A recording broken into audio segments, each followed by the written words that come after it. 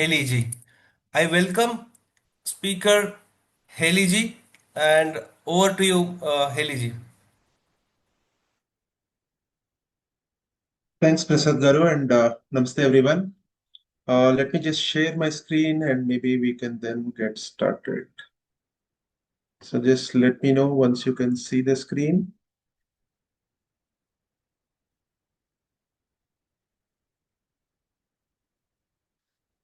All right. I hope you can all see the screen. All right. So I think for today, I'd like to discuss this particular topic here, which is what I have titled as What Can Bharat Learn from the Native American Experience? And whatever I'm going to speak next is largely driven by my own critical reflections based on this book that I have read, which is called Native American Testimony, a chronicle of Indian white relations from prophecy to the present.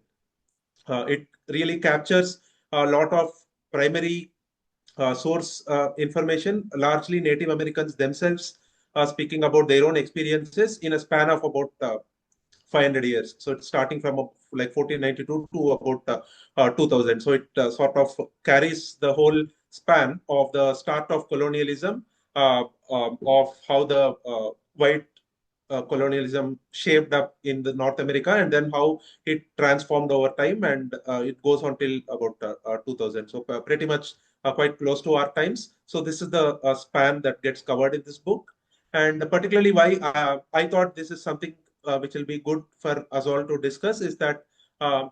Of course, I mean, a lot of people who have been long-term associates of ICS would be aware of some of these topics. But in general, in normal public, these are not concepts or ideas that are prevalent or that are popular per se. And I thought, given the ICCS broader charter and as a part of the ICCS Bhagyanagar initiatives, this will be a good book to discuss and expand as a part of this conversation. So I just put a few disclaimers here just to make sure I clear the ground. So firstly, I'm going to use a lot of excerpt from the book. A lot of this is with the assumption that it is fair use. Of course, I mean, there's no commercial purpose involved and the intent is purely academic or research oriented. And the intent behind this session is largely around understanding cultural continuities and cultural differences. The idea is not to focus or target members of a particular group, because if you follow some of the discourse of what the Native Americans went through, they do have a lot of angst and ire with, let's say, some of the missionary activity and some of the activities that the white colonizers have done. But here, the intent is not to target anyone from those groups today. It is largely to understand these how these cultures interfaced and how this whole thing panned out over centuries. So the spirit behind this is more geared towards understanding what is needed for cultural coexistence and how cultures can thrive without nursing an urge to convert, assimilate, or destroy. Pronunciations of all the Native American names may not be accurate because, like, I'm not somebody who is trained on primary research with the Native American peoples. So my pronunciations will have those limitations. And like I said, all my insights or interpretations are purely driven by secondary research and reading. All right. So let me first start with this part, which is that when you read some of this literature on the a lot of the Native American peoples, you'll notice that a lot of them also had a lot of these prophecies, which is they had these prophecies that there are someone is going to come onto our land and take us over. So it is in some of these prophecies, there are some very interesting remarks that are made by specific groups of these Indians, which I thought will be of interest for anybody studying this interaction between cultures. So there is one by the Yaqui Indians of the Arizona West, Southwest, where this particular statement, where they say that you are people of reasons, you always have reasons for this, reasons for that. This is basically saying that we are people of traditions and you are people of reasons, in the sense that the post-enlightenment Western universe, it largely operates around questioning reasons and scientific rationale behind doing some acts, so on. But a typical tradition, long-standing traditions, they just do whatever is their ancestral practices, inherited practices. They don't get it too much into this business of like questioning or trying to justify some practice scientifically, so on. So in that context, this contrast between two cultures where the white colonizers of that era, they were being called as people of reasons, I found that very interesting. Secondly, there is another tribe, which is the Akoma tribe. There, in their prophecies, they have these lines on the destructive influence that white culture will have on the traditional Akoma way of life. So there, they say that if you interact with more and more with the white people or the outside culture, they say that your food habits will change. So they say that your teeth will become soft. You'll stop doing a lot of physical activity. So your joints will crack. Sorry, can someone mute? I'm hearing some background. All right.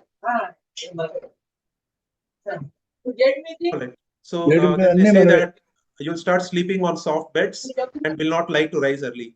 You'll grow lazy. And then they say that you'll grow lazy. There'll be no more singing heard in the valleys as you walk. You'll speak louder and you'll also overtalk your parents, which means you'll go against your parents. And they say that you'll grow disobedient. So these are all essentially prophecies that the Native Americans are communicating to their own people as they start seeing these intruding white culture come into their spaces. It's very interesting because these are really very intimate sort of observations where they are trying to put all this together to tell people to heighten the threat perception of sorts of these outsider cultures that are coming in. In terms of the cultural differences, I think there are again like a lot of observations in this book. As I said, a lot of these are not by researchers or anthropologists. Most of these are essentially by people from the same communities. So here, the difference that is being put across is that these English colonists, they had come to stay and to transplant their own ideas of civilization in the New World. So New World is essentially the North American area, that region in 15th century, and the colonists had come there to transplant their own ideas of civilization. So when they came there, they saw the Indians there.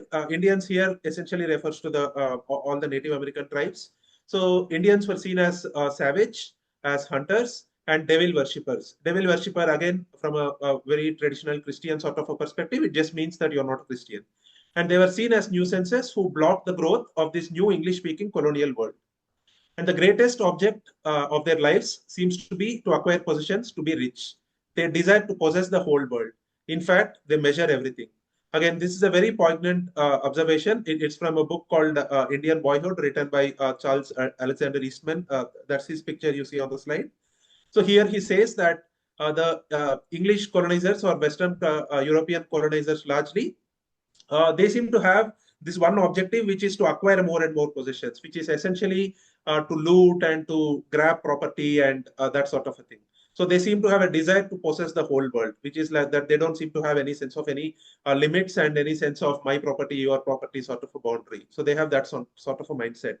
And then he also makes this observation, which is again very similar to the earlier observation where they said that you are people of reasons. Here again, it is about you try to measure everything, which is again, if you look at the world history post Enlightenment and post Industrial Revolution and the whole scientific revolution trajectory, it's all based on this quantified sort of an outlook where you try to measure and then once you measure, you try to control that sort of a thing. So it's very interesting to see this sort of an observation come up quite a few decades ago from somebody from the Native American origins. Now, this part again, talking about cultural differences, it's a very interesting observation. This comes from the Cherokee tribe. So here, what you see in the picture is a Cherokee chief. So here they try to contrast between stone and silver. So what they say is that the white man was given a stone and the Indian was given a piece of silver. So the white man threw away the stone, saying that he has no use for it. And then the Indian discarded the silver, saying the silver is equally worthless for me. But then the white man pocketed the silver as a source of material power, and the Indian revered the stone as a source of sacred power. So this prophetic story underscores the difference in the Indian and white value systems, because eventually the Indian was forced to use the white man's currency as his medium of exchange, but the white man could never appreciate the Indian sense of spiritual potential of an ordinary pebble, which is again something like being from India, we can all also relate to that. There is a stark difference between how some of these non-Abrahamic cultures perceive nature and how, let's say, Christianity perceives nature. So here, in this Cherokee saying, what they are trying to contrast is that the Indian sense of sacred or spiritual potential in an ordinary pebble, that is something that the white man could never grasp. So that's why they are trying to again draw this difference, that we are different from them. And these are sort of the differences between these two cultures.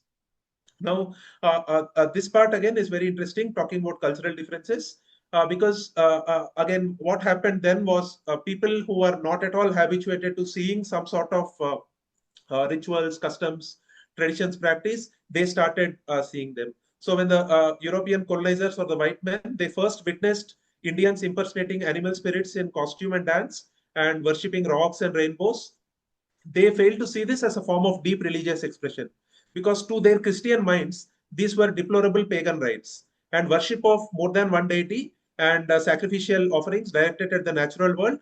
They stamped Indians as a misguided lesser form of mankind.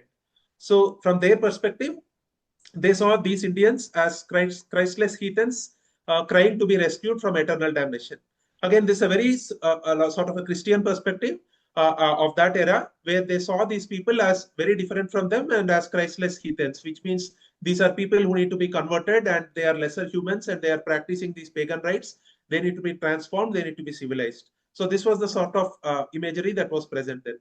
Again, this is very like interesting from a Indian perspective. Here, India is us in India, that is Bharat, because even when you look at our own colonial encounter, lot of our own rituals and customs and traditions, they were all observed from this lens, where they were seen as deplorable pagan rites, and we were also worshipping more than one deities, and we were in fact doing sacrificial offerings as well. In fact, even today, some of these court cases keep coming up now and then around sacrificial offerings. And overall, even in that era, when colonizers came to Bharat, they saw us also as Christless heathens. So again, there is that sort of a commonality between how Christianity perceived non-Christian cultures. And this remark here is a telling reminder in terms of how Native American rites were seen as pagan rites, and they were all seen as Christless heathens. Now, again, here there is a contrast between, let's say, the Native American traditions at large and how an Abrahamic tradition operates. Because for their part, most Native Americans were not averse initially to Christianity. Before the white man appeared, tribes had absorbed new waves of religious thought. And then tribes themselves are very diverse. So if you look at the Native Americans, there is no one tribe, one language, one costume kind of a thing, right? I mean, they have tens and hundreds of languages and several other rituals and huge, insane diversity. Again, like pretty similar to how diversity is there in India, that is Bharat today. So for these cultures, when you see somebody new, you don't see them as somebody who needs to be converted or avoided or sent away, or you don't want to pick a quarrel with them. So, from that sort of a perspective, a fresh form of worship did not negate the old. So, that's how a typical Native American would have seen a Christian sort of a worship tradition. But this open heartedness did not always satisfy the missionaries, because the missionaries are the ones who insisted upon an exclusive devotion to one God. And the criticism meted out when their Indian converts disappointed them, that caused centuries of conflict. For not many Indians were about to repudiate their own traditional religions. So again, this is because the Native Americans held their own religions or their own traditions dear to them. They were not interested in giving that up. And that upset the missionaries because they were not habituated to this sort of a cultural diversity. So the problem is on the other side. The problem is not with the Native Americans, because they were all right with absorbing new waves of religious thought, and that kept happening all the time. And they were indeed living in a very diverse society. But this problem really came more from the other side, which is more coming from a missionary mindset, where like they want to impose that exclusive devotion to one god sort of a frame. So even when Christianity forced their children to doubt the old ways, the Native Americans then, in the early parts at least, they devised new religious ceremonies blending both Christian and Indian concepts and symbolism to keep their hopes and heritage alive. So again, here you can see that from a traditional standpoint, this whole antagonistic equation was not there. They were still trying to blend somehow. And that was the innate open-heartedness that was present in the Native American traditions, and that is in contrast with the way a typical missionary looked at all these traditions. So, as we move forward, which is from this early part where there were prophecies, and then there were these initial interactions between the Native Americans and then the missionaries or colonizers, then slowly this whole urge of civilizing Indians picked up more and more.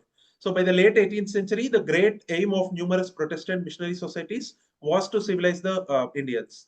In 1865, the United States government that formalized an arrangement whereby Protestant groups would administer the government-owned Indian boarding schools, and their efforts did more to crush Indianness than any other missionary campaign.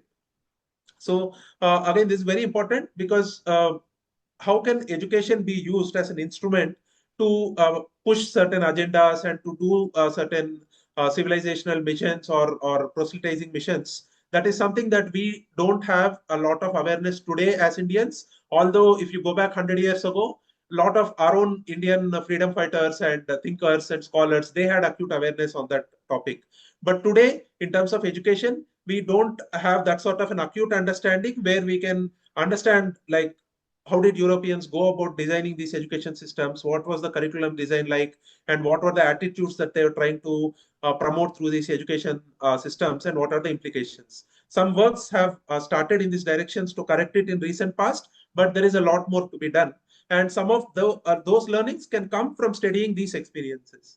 So what you have in the picture here is from this very famous, or should I say like infamous school. It's called the Carlisle Indian Industrial School, where a lot of pupils were trained in this sort of an agenda. So there's also this famous line where it says, "Kill the Indian, save the man." So these are all again ideas that came in this particular era where they had this pressure to civilize Indians by putting them in all these boarding schools and also separating them from the families. Again, this is something that played out in a very similar manner in places like Canada, in places like Australia, so on. So it's a very similar common colonial sort of a method that was deployed. So since in traditional Indian life, religious ritual permeated nearly every political, social, and economic activity, the messages of most Christian missionaries was that Indians had to reject most aspects of their own culture. Again, this is something that hits very closely to us because if you look at our own colonial experience of 19th and 20th century, it was practically like this. A whole bunch of Indians came out of those colonial education systems, what is called the Macaulay education system, who came out like this, where they wanted to reject most aspects of their own culture. They had this sort of hate, shame, and guilt on their own culture. And this is something that you find a parallel in the Native American experience, where even their life, the religious rituals permeated nearly every sphere of activity. So, like today, for example, we have this whole thing called sacred versus religion sort of a separation, sacred versus secular kind of a separation. But that doesn't exist in the traditional cultures. So, be it the Native Americans here or our own Indian dharmic traditions, we don't have this sense of this is a sacred sphere, this is a secular sphere. That is something that got imposed post the colonial epoch. And prior to that, every other non-Abrahamic culture pretty much operated in this mold, where religious ritual permeated every single sphere of activity. Largely, I think this is a more of a European experience that was superimposed on rest of the world. And mostly people who came out of these schooling systems, they ended up in this state where they started rejecting aspects of their own culture. So again, here this is somebody from the Iroquois tribe, Red Jacker, who is speaking about how their traditions, in fact, was not the one which was quarreling with religion. So here he's having this dialogue with the missionary or with the colonizer who is trying to convert them. So he says, "Brother, you say there is but one way of worship and serve the Great Spirit. If there is but one religion, why do you white people differ so much about it? Why do you not all agree as you can all read the book? Brother, we do not understand these things. We are told that our religion was given to, that your religion was given to your forefathers and has been handed down from father to son. We also have a religion which was given to our forefathers and has been handed down to us, their children. We worship that way. It teaches us to be thankful for all the favors we receive, to love each other, and to be united. We never quarrel about religion." So again, essentially here, this is again a perspective that we can all relate to, being from a non-proselytizing, non-missionary sort of a tradition, where we don't quarrel with other religions. You just say that I have an ancestral tradition, you have an ancestral tradition, you be with yours and let me be with mine. That is the sort of rubric with which typically any of these traditions choose to operate. And here that conflict is being brought up, that you are telling me that your way of worship is the only true way of worship, and your book is the only true book, your God is the only true God. And that conflict is what they are trying to address here. So again, there is a lot of discussion in the book on how Native Americans pointed out these differences in attitudes, because this question kept coming up because of the fact that they don't have a quarrel with any religion innately. This question kept coming up, that was there no chance for neighborly coexistence between these two peoples, that is the white people and the Native American people. So at first, as I mentioned at the earlier part as well, Indians were hospitable to the newcomers because they didn't have a reason to like push them out or attack them any random reason. Like they were not that sort of a people in general. They were hospitable. Of course, I mean there may have been some conditions that can be applied to this, but in general, as a broad theme, they were hospitable to the newcomers. But one cannot dream up two more contrary ways of lives and systems of belief than those represented by Native Americans and European societies. These enormous differences in religious values and practices, in the conduct of family and social life, in concepts of property ownership and land use, in traditional attitudes towards work and leisure, that made intimacy between Indians and Europeans all too rare. So again, here this comes back to the earlier point of, can cultures not coexist, right? Because this is something we keep hearing today as well as Indians, that there are a good chunk of let's say Hindus who feel Hinduism should tolerate everything. Like Hinduism should embrace all values. We are not like an Abrahamic civilization. We don't have a sense of us versus them. We don't we don't indulge in crusades, or we don't have a sense of in the Muslim context, you have this notion of Islam and Kafir.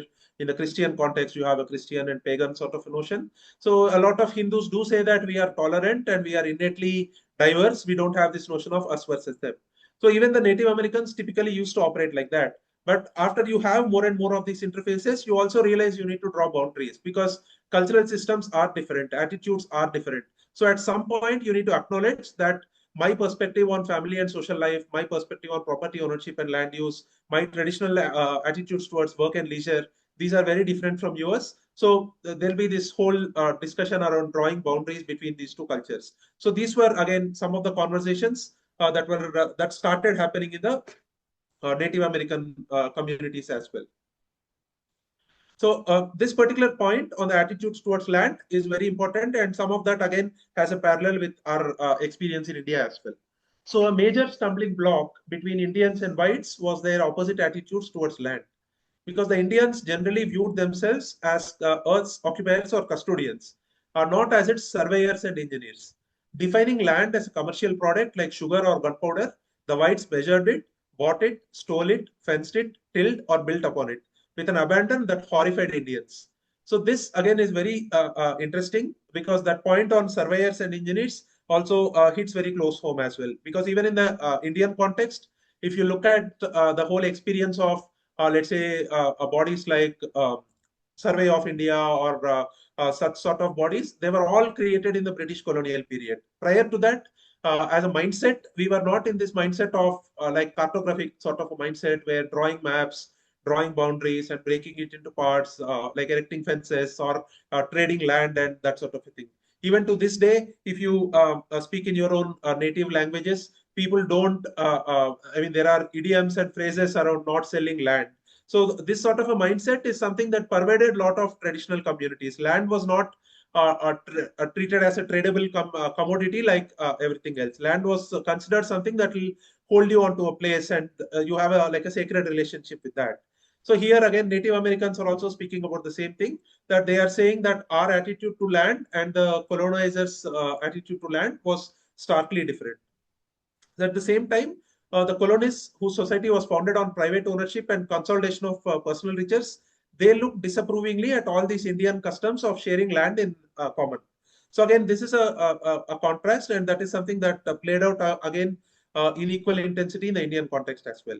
So the whole like European mindset of that era, it was all around this private ownership and consolidation of personal riches, like grabbing more and more land in one particular individual's name and that sort of a thing. So they looked disapprovingly at all these Indian customs. They seemed like more old school or outdated and primitive and all of that. So again, this whole discussion on cultural differences brings back to this point on live and let live. Again, this is something like we are told in India as well, that why don't you just live and let live? why are you guys now quarreling about this religion, that religion, and all of that. This is something that happens today in our own contemporary discourse as well. But here, this point, this first line is very important, where these differences in cultural outlook did not lead to problems as long as the colonial presence was limited. Because the Native American tradition was innately welcoming and hospitable, and so long as the numbers were low and the power equation tilted more towards the Native Americans, this balance was not upset. And there are no problems with the colonial presence as long as their presence was limited. These moments of peace was also possible when tribal and colonial self-interest overlapped, as with matters of trade. Let's say they were exchanging some communities or agricultural products, like commodities or agricultural products, that sort of thing. Some moments of peace was also possible there. Maybe they were getting some new goods in exchange for some of these old goods or products. So there was some sort of a balance then. But the white population increased too rapidly for this equilibrium to last. And this treaty is to live and let live, no matter how eloquently expressed, they usually fell on deaf ears. Because the white colonists of that era, they could not keep from looking down upon the Indian, an attitude that did not escape the natives. So again, once the balance shifted, this whole rhetoric around live and let live didn't make any sense for anyone, because it was very clear that the white colonists wanted to totally marginalize, subjugate, and in some cases also eliminate the Native American traditions. So again, this is something that is very important even in the contemporary discourse in a place like India, where this whole narrative on let's be tolerant, let's do live and let live keeps playing out all the time. But that is not something that applies to like all geographies or all regions within the country as well. There are places where you'll see this equilibrium getting upset, and the evidence is there for everyone to see on what happens when the equilibrium doesn't last. So, just like land, this is another example on hunting practices, which again has a strong parallels with the Indian colonial experiences, and how like forest management or forestry management happened in the Indian context after British colonialism. So, in a traditional Indian setup, the Native American setup, the Indian families they used to hunt in a certain section for a beaver or any other animal for that matter. They would only kill the small beaver and leave the old ones to keep on breeding, because they have this sense that we are hunting for a specific purpose and that needs to sustain. We have a relationship with this land, we are not going anywhere, and let the animals also flourish. Let's do this sort of an activity in a with some sort of a boundaries and limits. So there is some sort of an ecological sensibility and resource management or resource prudence sort of a lens there. So each family it had its own district where they belonged and owned the game, and that was each one's stock for food and clothes. If another Indian hunted on our territory, we, the owners, could shoot him. This division of land started from the beginning of time and always remained unchanged. Again, this is something that is coming straight from a Native American person. So this is from Alec Paul from Chippewa tribe. What you have in the picture is somebody from that particular tribe within the Native American universe. So here they are saying that we had hunting, but hunting was practiced within limits. And amongst ourselves, we had these divisions that this is my territory, this is your territory, and there is a boundary. Like you don't trespass into mine, I won't trespass into yours, and these are like this is our terms of engagement. Again, this is very similar to how, let's say, the traditional tribes and or jatis in general operated in the Indian context on these matters of resource management. Like somebody like Professor Madhav Gadgil in the Indian ecological sort of spaces, he has done a lot of scholarship on these matters in terms of how castes or jatis played this role in negotiating the resource management. It's very clear, similar to this arrangement. Essentially, like the second paragraph here, which says each family had its own district where they belonged and owned the game, and you are told that this is your stock, and you are not supposed to go to the other territory. So this is the way in which things were managed in the traditional setup. But when the white people came, they commenced killing of all the game. So they left nothing on purpose to breed and keep up the supply. Because from a mindset perspective, the white man is not interested in that particular, let's say, that particular district or that particular region. He doesn't have any ties binding him to that region. For him, he'll just kill all the game in one place. He can take the train and go 300 miles and then repeat the same thing elsewhere.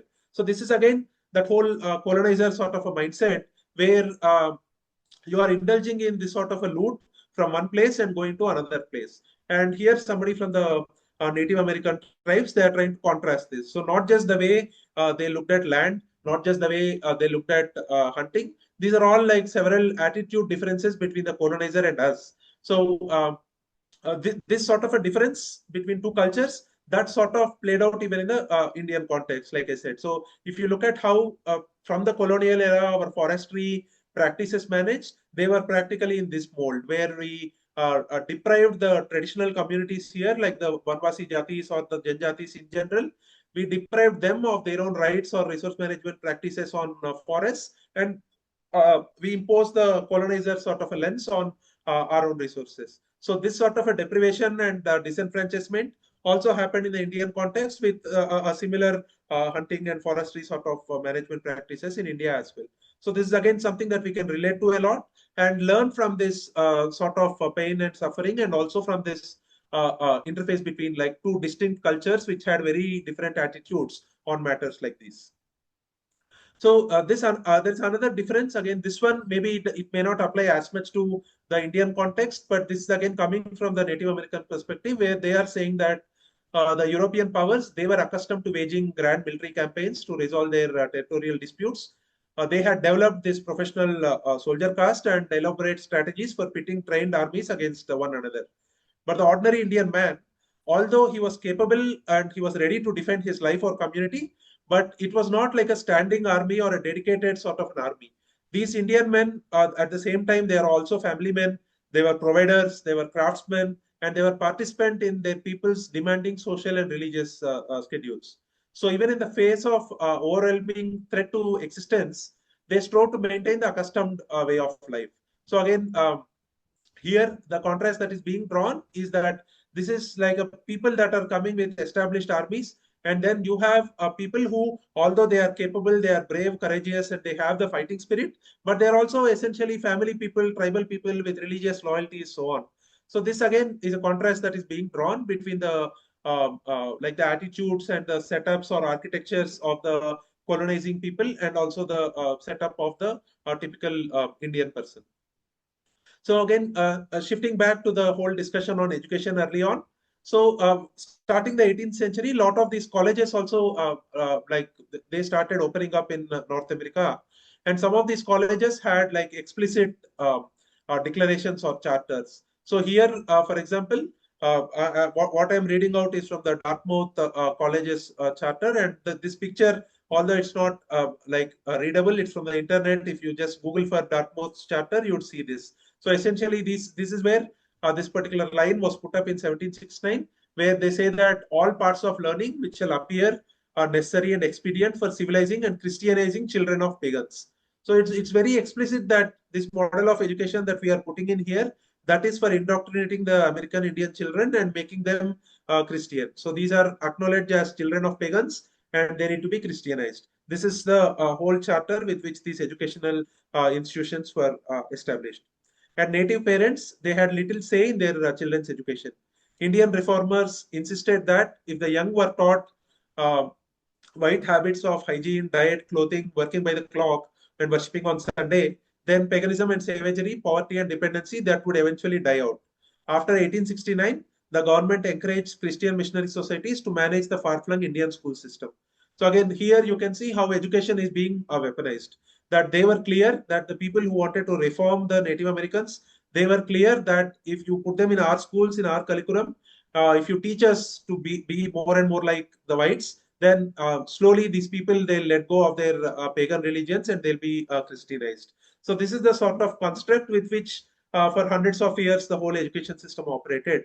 And again, there are parallels with how things happened in India, and this is something that I think we still need to deliberate more on. We need to understand curriculum design more. We need to understand how our universities operate in a certain way today, how our higher education operates in a certain way today, how humanities curriculum is designed in a certain way today, and all of that. In fact, in the Indian context today, you also have scholarship which says what is called secularism in the Indian context also is not neutral. It is in fact Christianized or secularized Christianity. So although it is called secularism, it's actually secularized Christianity. There are also scholars who are talking about this in the Indian context today. So in that context, it is important to understand all these experiences, because here, if you look at the older documents like the ones in 1769, 1869, they were much more explicit. They were very open that This whole thing is being designed to civilize and Christianize children of pagans. Now, these schools, the way they operated, right, where these are all experiences of people who went through those schools. So here they are talking about the experiences of the Native American children in these schools. So the Aboriginal names, they were considered by the missionaries or as heathenish. So their names were changed. The long hair was clipped to the skull, sometimes as a part of a public ritual in which they renounced their Indian origins. They were forbidden to speak native languages, often under the threat of physical punishment. So again, here it is about how do you disconnect people from their ancestral cultures. You change their names, you change the way they dress up, you change the way they dress up their hair, and you disconnect them from their native languages. This is all like a planned attempt to convert.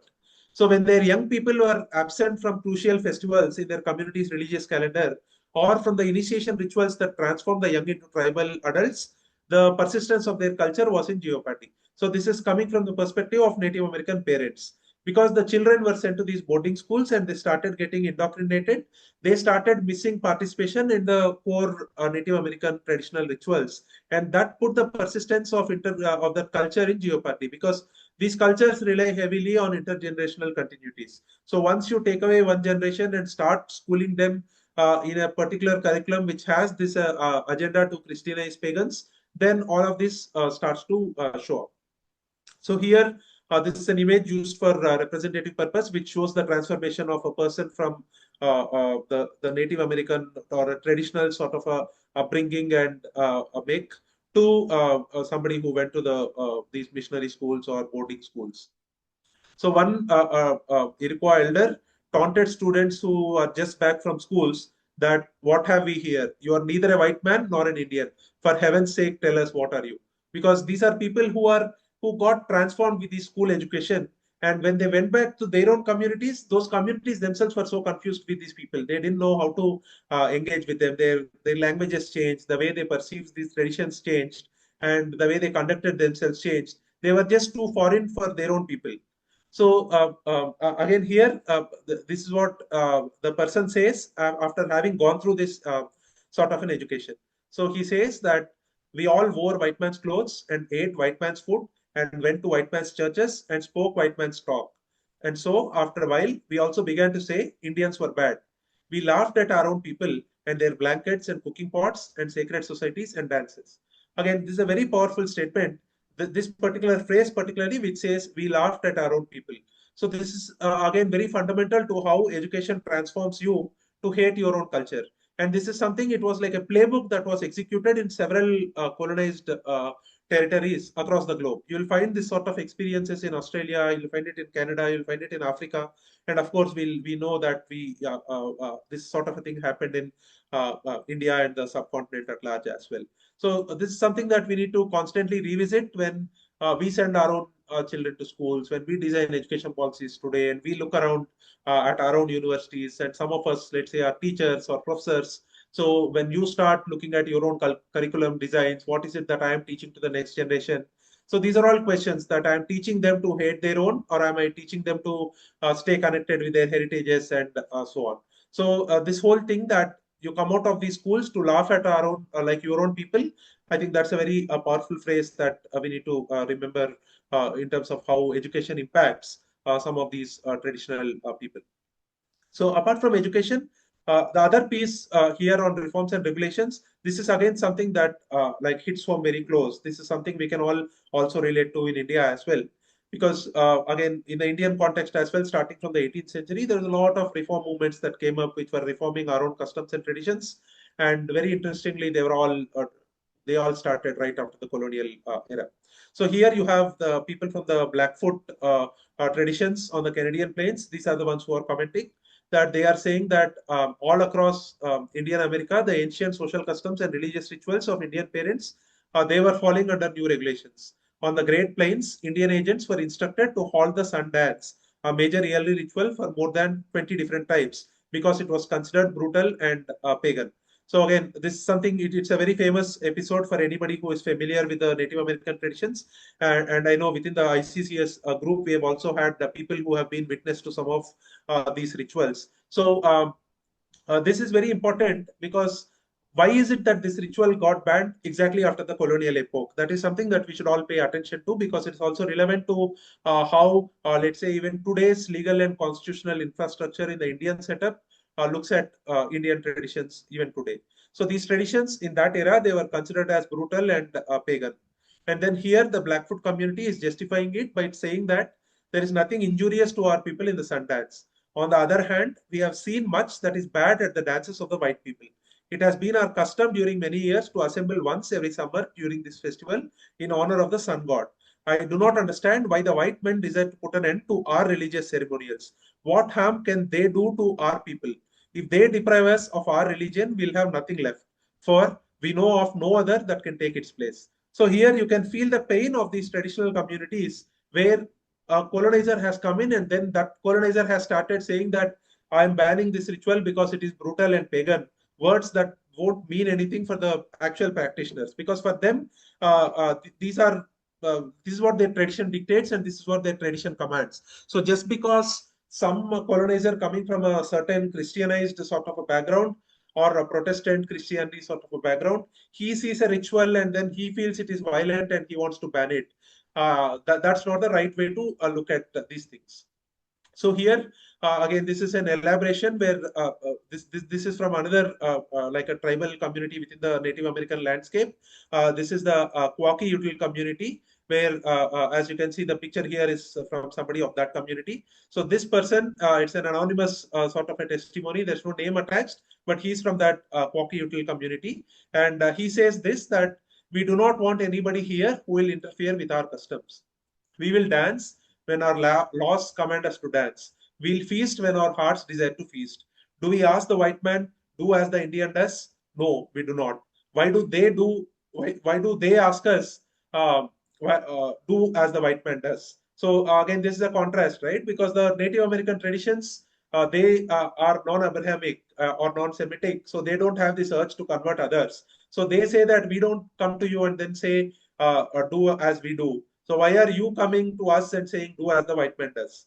So here again they are defending their own traditions, which says that it is a strict law that bids us to dance. It is a good law. Let the white man observe his law, we shall observe ours. This is again very important, because today we do a lot of talk on pluralism and diversity. But if you look at how the law operates, the way the law perceives traditions has this sort of a like a Christian, Protestant Christianity or Enlightenment Christianity, that sort of a baggage, and it looks at traditions from that sort of a lens. So even today in India, for example, you see a lot of court cases of traditions and temple traditions and all of these going to the courts, where there is always this contrast put between constitutional morality and societal morality. So societal morality is pretty much what this Quacky Util elder is saying here, that let like we have our own law, and there is a certain innate connection that traditions have with these traditional customs. So all we are saying is that let us practice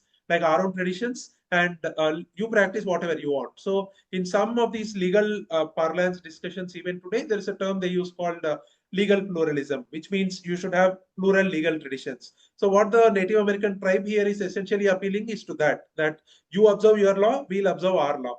But what the white man or the colonizer at large has done is that he also didn't let you observe your law. He transformed that as well, and he reformed that as well, by saying this custom is good, this custom is bad, this should be changed, that should be changed, so on.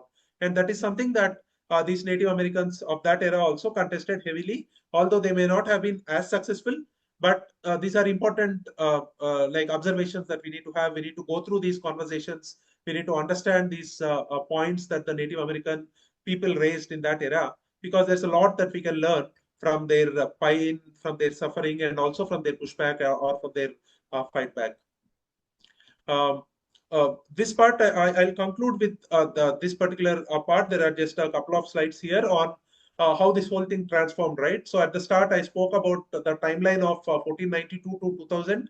That's practically like 500 years of cycle, close to 500 years of cycle. So as you come closer and closer to, let's say, 80s, 90s, or to the 2000 sort of an era, that's where you see a lot of these conversations come up on modernity and Indian identity. Again, this is coming from some of these Native American people themselves. Some of them also took up like modern lines of work. Some became like university professors. Some got into politics, so on. It is people like this who are speaking. So here, a person, a Sioux politician, Ben Rayfield, he insisted that the Indian cannot go back to the buffalo economy, and they know it. Romanticists want to keep them the same as they were, but Indians have to accommodate to today. They want a modern standard of living, the same as whites. Like they don't want to wallow in poverty. Everybody wants to have some sort of a standard of living, and that's the perspective from which they are coming. So today, the dominant society has great influence upon Indians. Many Indians, even those who are pure bloods, they have adopted the white ways.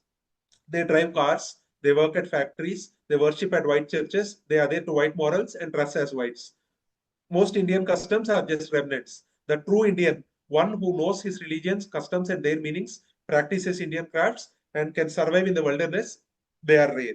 So this is again somebody talking close to, let's say, the 80s and 90s, where the Native Americans were reduced to very, very small proportion in the overall population, and a lot has changed over time. So it is from that experience that they are speaking that we cannot go back to the buffalo economy, and a lot of us over the decades and centuries also have transformed ourselves.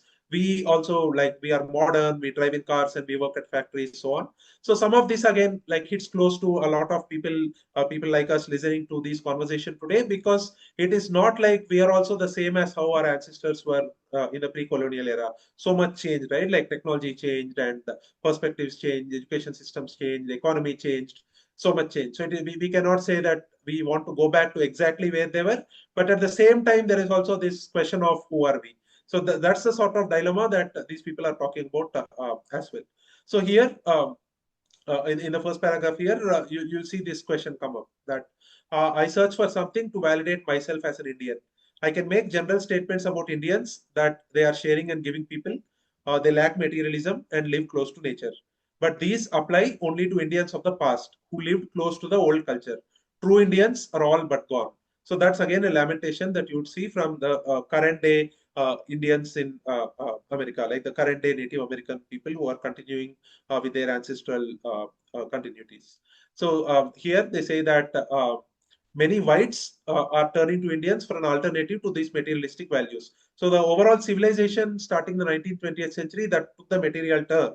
But now, if you come to the fag end of the 20th century, and now also, like we know that even in the 21st century, we can see more and more of these cravings show up, where people are finding the materialistic values alone are not enough, and there is this sense of emptiness, and there is a question of what next or what more sort of a thing. So here, in the American context, there are people who are saying that whites are turning to Indians for an alternative to these values. But then where are these Indians who still have an answer and they are willing to share their wisdom with those who listen sincerely? Probably most Indians will adopt materialistic values, but an alternative should be available for those who want it. So again, here this is somebody from the Indian community speaking in that context in late 90s, where they are saying that we acknowledge a lot of us also have transformed to taking to materialistic sort of values, but we cannot let go of it all. At some point, people will come back to all of these, and we need to have this. Let's say the fire needs to that should keep burning. Again, in our context, in Indian context, I think we can say that things are not this bad. Things are a shade better, because I think the sheer numbers, I think the number of us who have survived this colonial epoch is much, much larger, and perhaps there's no parallel in any part of the world for this sort of an experience with colonialism. So maybe in our case, we need not go through this much of a search for the Indian identity. But even in our case, I think a lot of modernization, urbanization has happened. So some of this definitely applies. So for many Indian communities, the greater challenge was to develop an economic and political foundation for self-sufficiency in today's business world, and yet to remain traditional in their interpersonal life. So again, this is something that very hits home closely to all of us. Nobody wants to like be in poverty or die of starvation and things like that. People want to have some semblance of self-sufficiency. They want to have some sort of this sort of an economic and political foundation, what on economic terms, what today we call like Atmanirbharta. So I think all communities desire for that. But at the same time, we also don't want to totally go into that materialistic sort of a values route, and people want to remain traditional in their interpersonal life. So again, these are currents that you can see that play out not just in the Native American context, but also in the Indian context as well. This is sort of a concluding note from this author, Scott Momade, who was from the Kiowa community, and he's also a published author, and he got a lot of awards as well. So he's a well-established name. So here he says that we are at, he's speaking somewhere, I think, in 1992. So he says that we are at a crucial point with youth not learning tradition. In the 60s and 70s, for example, there was a great concern among Native Americans to preserve cultural values, and young people were anxious to learn their traditional ways. I am no longer so sure that those values are being maintained. I hope they are, but I can't feel as confident about it as I was, say, 10 years ago. The major issues we face now are survival, how to live in the modern world. Part of that is how to remain Indian and how to assimilate without ceasing to be an Indian. So again, this is something that hits very closely, particularly the post-liberalization sort of an era. I think a lot of this also is something that even in the Indian context, in the India that is Bharat context, we can all relate to, where we have this general sense that the next generation or even the current generation is not as adept with traditions as the previous generation was, and there is this anxiety that will traditions continue, will traditions survive, so on. And there is also this counter anxiety that livelihoods are challenged in modernity. Everybody is on their own. You need to like earn money for survival, and jobs are not secure, businesses are not secure. All of this. So all of this is also happening in parallel, where we do face these challenges of survival, easy to be an Indian. Even in our own context, also it applies that this is something that we can relate to. So lastly, this is the last slide. So where this author Momade is lamenting that I've been asked, how do I define an Indian? Is it a matter of just blood content alone? And then he says that no, an Indian is someone who thinks of themselves as an Indian. But then thinking like an Indian is not easy. So he says that's not so easy to do, and one has to earn the entitlement somehow. You have to have a certain experience of the world in order to formulate this idea. I know how my father saw the world and his father before him. That's how I see the world. Again, this is a very profound statement because it talks about intergenerational continuities between you, your father, and your grandfather. So, in the Indian context, in our own Bharatiya context as well, each of us are inheritors of all of these traditions, and we were born into this world to a particular family, in a particular set of parents, and we carry those inheritances. And we are born in a region, we are born in a desha, we speak a certain language as our mother tongue, we picked up a certain sampradaya as a parent sampradaya. So we have all of these, right? So I think this is something that hits home to us as well, that how do I define an Indian identity, what is my identity, and all of this. So somewhere it comes down to this, that there is a certain way in which my father or mother saw the world, and there is a certain way that their father and mother saw the world, and these maintaining these continuities is what will remain central to the Indian identity. So this is just the concluding slide. So I think broadly what I tried to present here is these like 500 years of Native American experiences, and through that I was also constantly trying to draw some parallels with our own experiences in India from the colonial epoch. I think, I mean, this is just like a preliminary study. Obviously, I mean, this is a much more published area. There have been like tens and tens of books that have been published on this particular topic in the US, and there are a lot of researchers working on this, and there are also like live practitioners. ICCS is, of course, in touch with several of these traditional practitioners and elders from all of these communities. So I think in general, Indians need to study these cross-cultural interfaces and experience of colonialism in all parts of the world. There is so much that we can learn, because I think in general, Indians are not that schooled on these topics, and there's a lot of work that needs to be done. There is a lot that one can learn from these shared commonalities across cultures, and similar friction points with colonialism across cultures. Typically, it is with how Abrahamic cultures interacted with non-Abrahamic cultures. So I think there are indeed a lot of parallels, and there is a lot of learning that can emerge from some of these. So yeah, I think that's pretty much what I wanted to cover. I'd like to thank Prasad Garu and ICCS Bhagyanagar for giving me this opportunity. I mean, I know I took most of the time, but if there are any questions, I can take them. You can also connect with me on Twitter. I just put my handle there. So yeah, thank you. Thanks everyone. And thanks for staying along for so long. Thank you very much, Haley Kalyanji. And before we get into the Q&A, if anyone is really interested on ICCS, and I'll share our websites and also our what our mission is all about. and also in terms of our WhatsApp community details. Please do join. And now I'll open the forum for Q&A. So anyone who has got any of the questions, please kindly raise your hands. Yeah, I see a question from Vijay. नमस्ते.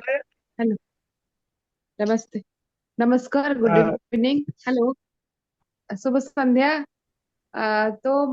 My question is actually, I was doing some research on Cherokee Indians and Seminole in United States. My Mhm. question is, uh, Chamanlal, scholar like Chamanlal and others have told that some of the Hindu ideas and concept have been transferred to Native Americans. How far you agree? I think you have given your striking parallels between Indians, and I have also found much more similarities with American Indians, with our tribe and also general people.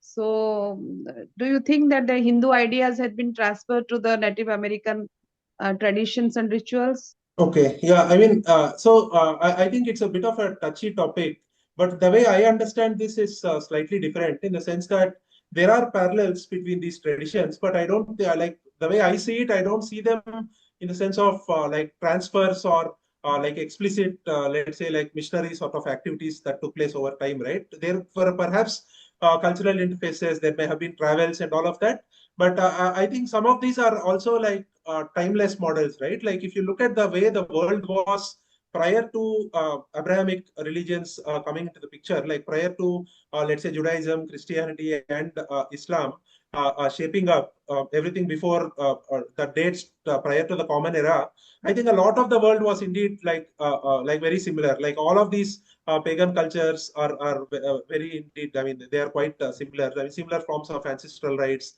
nature worships, polytheism, multiple gods, so on. I'm not like a trained academic. It's very difficult for me to comment on who influenced whom and how and when. I think I take joy and pleasure in seeing these commonalities more than searching on the origin stories. So I think that maybe that's the perspective we need to take, that we should share these commonalities and not get into, let's say, like you got this from my religion or you got this from that religion, so on. I think that is what will help. And uh, tell me the book which you have reviewed, the book title. This book that I referred is called The Native American Testimony. It is by Peter Nabokov. I think it was there on the first slide, so you can pick the reference from there. Yeah, Okay, so okay. we uh, will we'll type the name of it. Vijay Kumarji, please go ahead. may I answer few things on that question? Actually, Yeah. let's have Vijay Kumarji ask. Okay. So he Okay. raised his hand, and we need Okay. to give him a chance. Vijay Sure. Kumarji, Sure. please go ahead.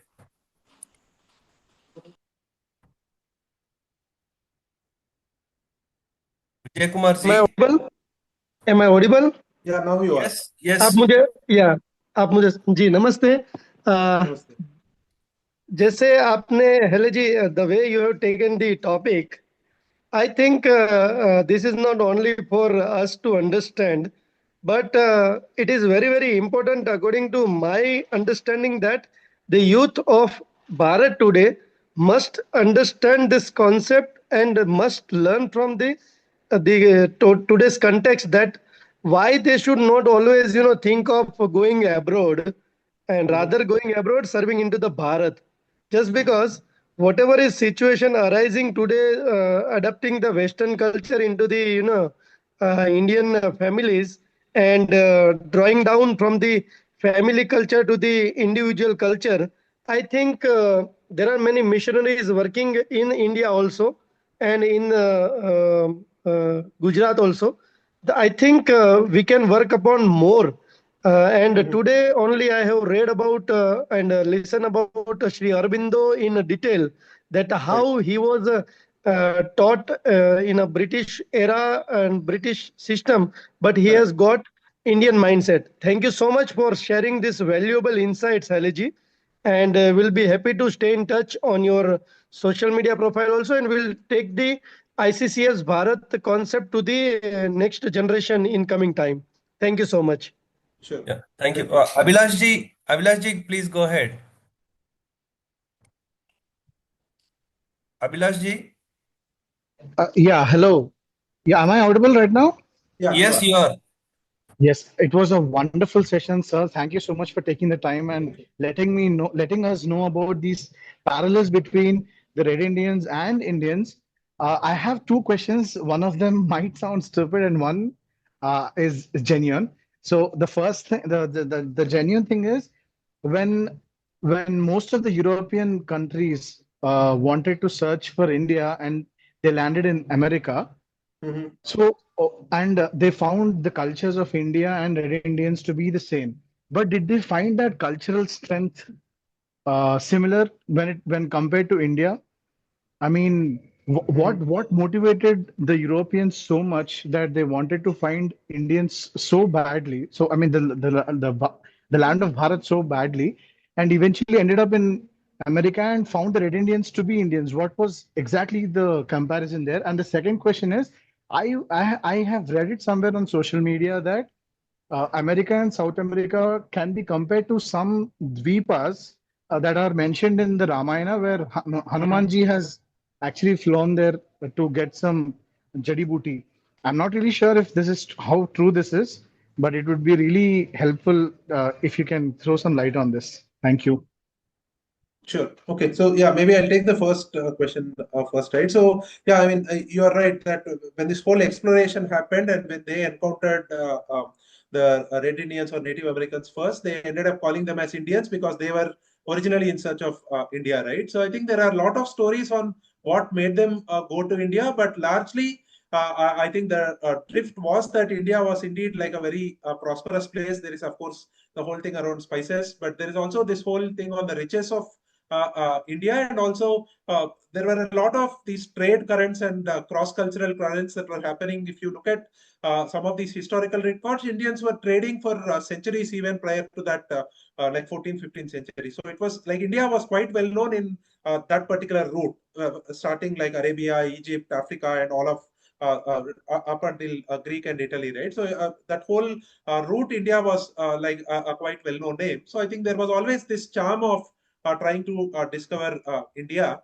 It was only I mean the whole technology that was required for this sort of navigation that sort of sparked in that epoch, and that is why this happened. And I think the curiosity on Indians continued till like Vasco da Gama came here, and then this whole interaction happened, right? So I think the drive was more on this fact that India was like a quite popular and a very big name, and there was always this curiosity to like go there and find out what is so good about this place. Our prosperity was well known, our riches were well known, so on. So I think that's how I'd see it. Now coming to the second question, I mean, yes, I'm like aware of like those sort of narratives, but again, that's not really like my area of study or my area of like research. So maybe like I cannot comment.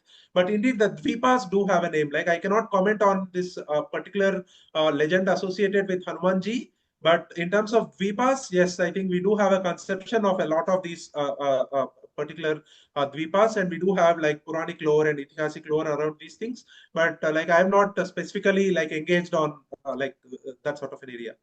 Abhilash ji, to answer to your second part of the question, will try to organize one separate session, especially by will take support from Sri Dr. Mallikarjun Rao garu, who has done extensive study across the globe. So how various aspects of Ramayana are connected, and we'll try to organize one session on that as well. And we have got. Chidatmika ji, she has got a question. Chidatmika ji, please go ahead. Yeah, good evening. In fact, it was a great session.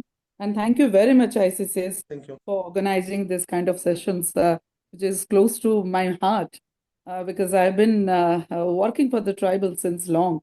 And basically, what my address to for empowering these tribals with their originality is the theory of Panchasila, because I'm sure many approaches and strategies for the welfare of the development scheduled tribe has been taken place in post-independent era.